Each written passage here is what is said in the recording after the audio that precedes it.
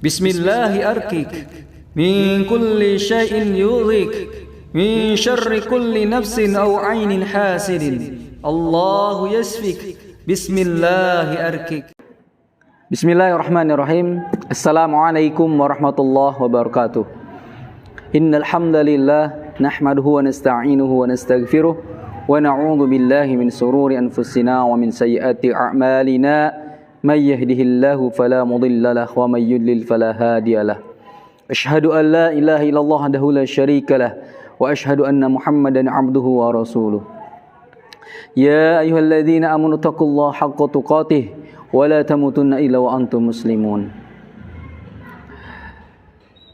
Ada sebagian orang yang ketika dia memiliki suatu amalan, suatu wiridan tertentu, ketika ingin memiliki peliharaan jin atau dia ingin memiliki khodam dari kalangan jin atau disebut dengan jin khodam, jin pembantu yang akan membantu dirinya dalam hal tertentu. Ketika orang-orang tersebut memiliki jin khodam ini, menisbatkan karena dengan alasan dulu juga Nabi Sulaiman alaihissalam berteman, meminta tolong kepada jin. Bahkan banyak sekali pasukan-pasukan dari kalangan jin di zaman Nabi Sulaiman alaihissalam. Dengan alasan ini sehingga banyak orang di antara kaum muslimin yang kemudian berusaha melakukan wirid-wirid tertentu, amalan-amalan tertentu yang bertentangan dengan syariat Islam, dengan sunnah Rasulullah Sallallahu Alaihi Wasallam, yang ingin dia memiliki, berteman dengan kalangan jin, bahkan memiliki pasukan-pasukan dari kalangan jin. Bagaimana Islam melihat ini? Maka kita ketahui di saat suatu malam Rasulullah Sallallahu Alaihi Wasallam melakukan sholat, maka datanglah jin ifrit, ya. Jin yang sangat cerdas, pintar, dan cepat sekali dalam melakukan hal sesuatu. Maka jin ifrit ini datang kepada Rasulullah Sallallahu Alaihi Wasallam, kepada Nabi Muhammad Sallallahu Alaihi Wasallam, datang untuk mengganggu, untuk memutuskan sholat, mengganggu agar sholatnya terputus. Maka pada saat itu Allah memberikan kekuatan kepada Nabi kita Muhammad SAW untuk menundukkan, untuk memegang, bahkan sebagian riwayat mencekiknya. Rasulullah mencekik jin ifrit ini sampai terasa dinginnya lidah jin ifrit tersebut. Dan Rasulullah pada saat itu berkeinginan sekali untuk menangkap dan mengikat di tiang Masjid Nabawi pada saat itu. Tetapi saat itu pula Rasulullah Sallallahu Alaihi Wasallam teringat akan doa Nabi Sulaiman alaihissalam. Sadar bahwasannya doa yang dipanjatkan kepada Allah Subhanahu wa taala dalam surat Shad ayat ke-35, di mana Nabi Sulaiman alaihissalam berdoa kepada Allah Subhanahu wa taala. Qala rabbighfirli. Mengawali dengan beristighfar kepada Allah Subhanahu wa taala, Nabi Sulaiman alaihissalam, ya Allah, ampunilah dosaku. Wahabli, dan anugerahilah kepadaku mulkan la yanbaghi li ahadim min ba'di.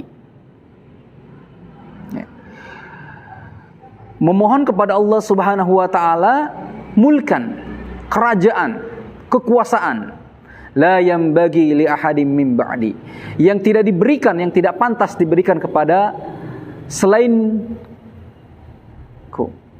yang tidak diberikan kepada umat yang lain, yang tidak diberikan kepada siapapun selain hanya kepadaku. Kepada Allah berdoa demikian Nabi Sulaiman alaihissalam. Dengan ingatnya doa ini, Nabi kita Muhammad sallallahu alaihi wasallam menghormati bahwa kewenangan menundukkan jin adalah mukjizat yang dianugerahi oleh Allah Subhanahu wa taala, dikhususkan kepada Nabi kita, kepada Nabi Sulaiman alaihissalam. Sehingga Nabi kita Muhammad sallallahu alaihi wasallam teringat doa itu, sehingga melepaskannya. Tidak jadi diikat di tiang masjid yang kalau seandainya diikat, kata Rasulullah, akan dimainkan oleh anak-anak. Tetapi pada saat itu Rasulullah melepaskannya, dan itu pun Allah berikan kekuatan. Dan kita ketahui bahwasannya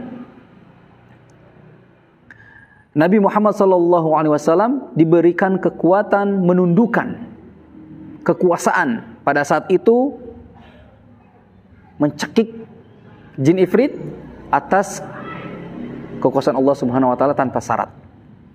Begitupun mukjizat yang Allah anugerahi khusus kepada Nabi Sulaiman alaihissalam tanpa syarat, tanpa bacaan apapun, dan itu adalah mukjizat yang begitu agung yang khusus diberikan kepada Nabi Sulaiman alaihissalam. Kalaulah Nabi saja ketika sadar dan ingat dengan Nabi Sulaiman yang tidak boleh ada memiliki kekuasaan kerajaan yang begitu dahsyat pada saat itu, yang tidak boleh dimiliki oleh siapapun, maka doa ini pun dikabulkan oleh Allah Subhanahu wa taala. Sehingga Nabi Sulaiman alaihissalam yang begitu dahsyat, selain nabi, beliau juga raja, bisa berbagai bahasa, binatang, hewan dan sebagainya, dan pasukan-pasukannya pun begitu banyak, bahkan dari kalangan jin, termasuk jin ifrit pada saat itu diperintahkan oleh Nabi Sulaiman alaihissalam. Kita tahu sejarahnya, kisahnya, ya, begitu panjangnya kisah tersebut. Jin ifrit pun melakukan apa yang diperintahkan oleh Nabi Sulaiman. Nah, pertanyaannya, orang-orang yang pada saat ini yang kemudian dia mengaku bisa memerintah jin, memiliki jin khodam ataupun yang lainnya, tentu itu tidak gratis. Ada mahar yang harus dia keluarkan, yang harus dia korbankan tentunya.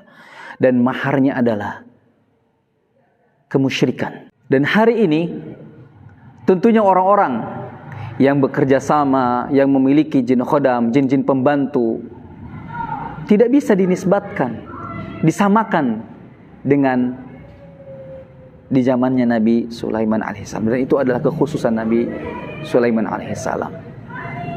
Karena pada saat ini orang-orang akan melakukan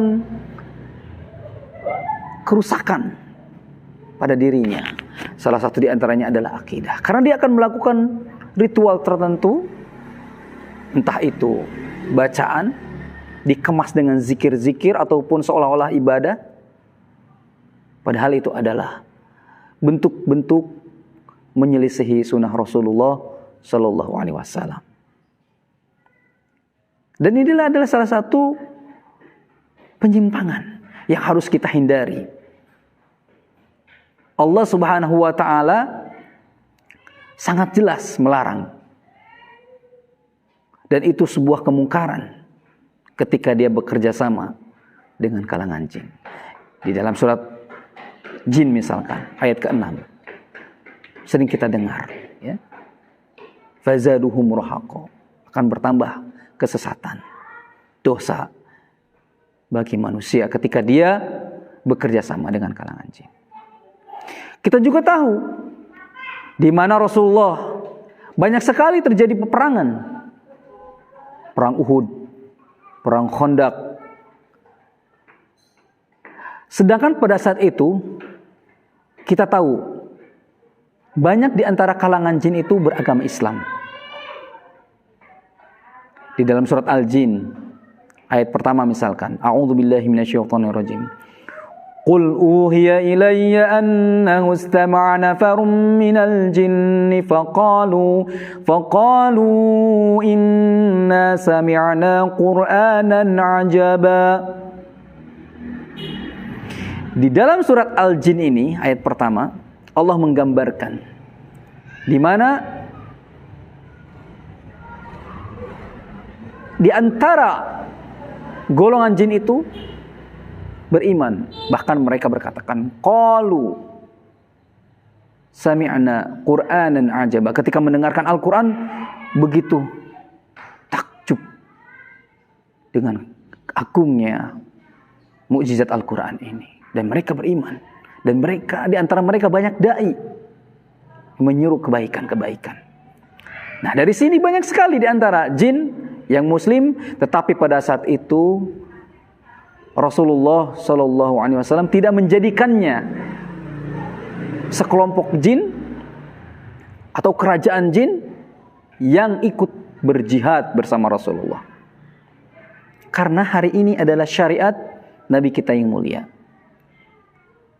Dan hari ini kita mengikuti syariat yang dibawa oleh Rasulullah Shallallahu Alaihi Wasallam yang sudah sempurna, yang Rasulullah sudah bertugas menyampaikan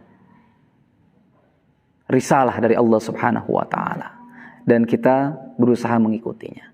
Oleh karena itu, sebagai umatnya, kita berusaha taat kepada Allah dan Rasulnya untuk senantiasa menjaga akidah kita, dan tentu tauhid yang harus kita kuatkan, akidah yang lurus di dalam Shiratal Mustaqim. Demikian, semoga bermanfaat. Barakallahu fikum. Assalamualaikum warahmatullahi wabarakatuh.